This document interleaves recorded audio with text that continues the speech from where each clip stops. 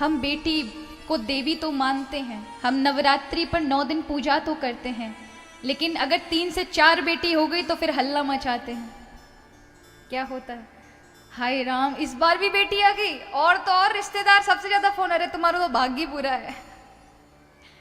चौथी बार भी बेटी आ गई, अरे वाह वाह, बेकार। उन मूर्खों से पूछो बेटी क्या है? बेटी वो है कि जो आपने धर्म के कार्य कर दिए, पुण्यों के कार्य कर दिए, वो प्रभु के द्वारा दी गई रसीद है आपको कि आपने अपने जीवन में इतने अच्छे कार्य किए हैं, उसका परिणाम है, रसीद है बेटी पुण्य कार्यों की। इसलिए बेटियों को भार ना समझें।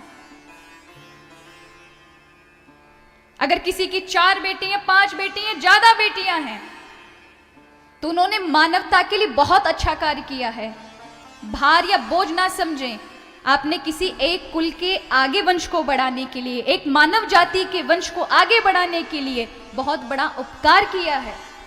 आज हर कोई व्यक्ति बहन चाहेगा, मां चाहेगा, अच्छी बहू चाहेगा, लेकिन बेटी कोई नहीं चाहता। और जब बेटी ही नहीं होगी तो कहां से बहू लाएंगे, कहां से मां आएगी, कहां से बहनें आएंगी, कहां से रक्षाबंधन के त्योहार मनेंगे। 1981 में हर 1000 बालकों पर 962 कन्याएं थीं।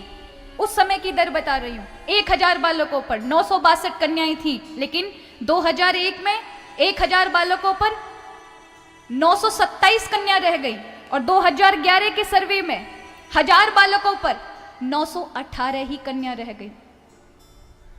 इतनी जल्दी तेजी से इन कुछ दशकों के अंदर इतनी कैसे गिरावट हो गई कि कन्याओं की स्थिति, जहां हम माताओं को आगे बढ़ाने के लिए, क्षेत्र के लिए कि कुछ करें, आगे बढ़े हर क्षेत्र में, माताएं बहनों को बचाएं, बेटियों को बचाएं, वहां इतनी तेजी से घट रही है।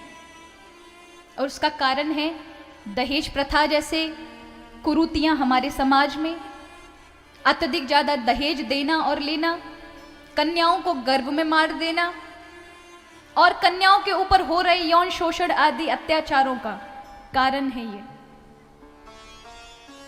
हम आज 21वीं सदी पर जी रहे हैं। मैं व्यासपीठ से बोल रही हूं, मैं भी एक कन्या हूं, या मैं भी एक स्त्री के स्वरूप में ही हूं, लेकिन ये कहना कोई दोहरी बात नहीं होगी कि आज भी हमारे समाज में, इस जहां 21वीं सदी में हम इतने खुले हुए माहौल के व्यक्ति होने के बाद भी, आज भी गांव में बेटियों को अच्छी शिक्षा नहीं दी जाती, उन्हें आगे बढ़ने का प्रयास नहीं कराया जाता। क्यों?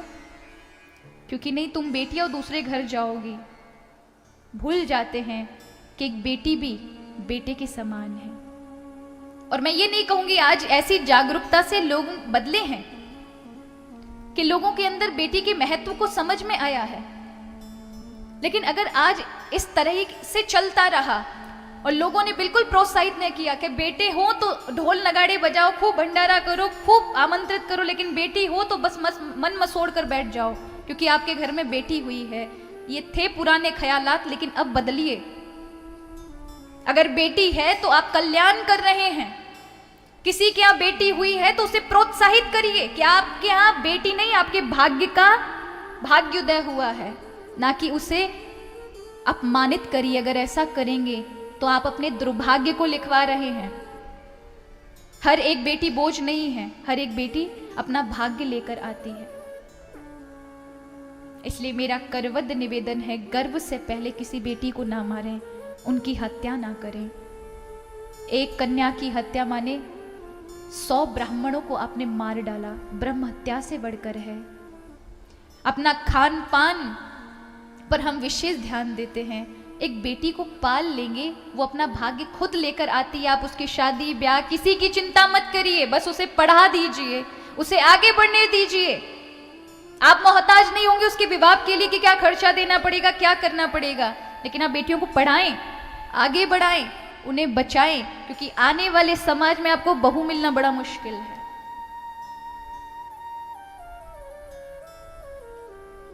इसलिए मेरा अनुरोध है